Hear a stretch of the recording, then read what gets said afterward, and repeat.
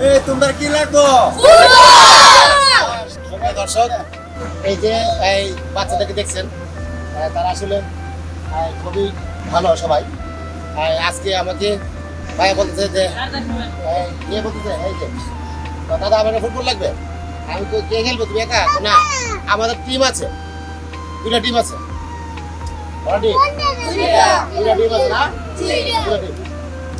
আসলে ভিডিওটা করার উদ্দেশ্য এটা এই জন্য যে আপনারা যে যেখানে আছেন, যেখানে দেখছেন, সবার উদ্দেশ্যে বলতেছি যে গ্রামে বা এলাকাতে, শহরে হোক, বন্দরে হোক, গ্রামে হোক, আপনাদের এলাকাতে যে বাচ্চারা আছে তাদেরকে খেলাধুলার মধ্যে নিয়োজিত রাখবেন।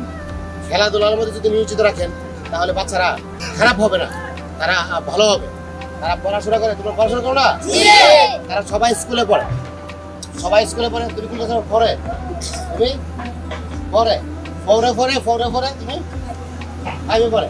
দেখেন, আপনারা দেখেন যে ছোট ছোট বাচ্চারা ফোরে ফাইভে পড়ে, এমন ফোরে ফাইভে পড়ে, এই সব 4, 5, 6 এই সব বাচ্চারা পড়াশোনা করে এবং তারা সমাজের ভালো কাজ যাতে করতে পারে তাদেরকে এইভাবে উৎসাহ দেওয়া, এটা হচ্ছে আমাদের নৈতিক দায়িত্ব। আমরা যারা বড়রা আছি সমাজের ভালো কাজে তাদেরকে উৎসাহ দেওয়া, ভালো দিয়ে তাদেরকে ধাবিত করা এবং খেলাধুলার মধ্যে মনোনিবেশ করা।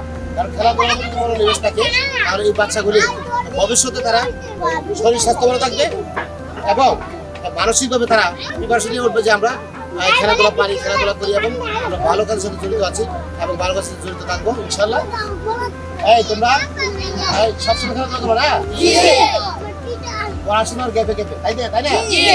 এবং তাদের জন্য সবাই দোয়া করবেন, তারা প্রত্যেকটা ছেলে যাতে তারা ভালো মানুষ হয়। আসলে মানুষ হওয়া জরুরি না, ভালো মানুষ হওয়া জরুরি। তারা ভালো মানুষ হয় সেই জন্য তাদের জন্য দোয়া করবেন। আর আমি আজকে তোমাদেরকে ফুটবল দেবো, ঠিক আছে?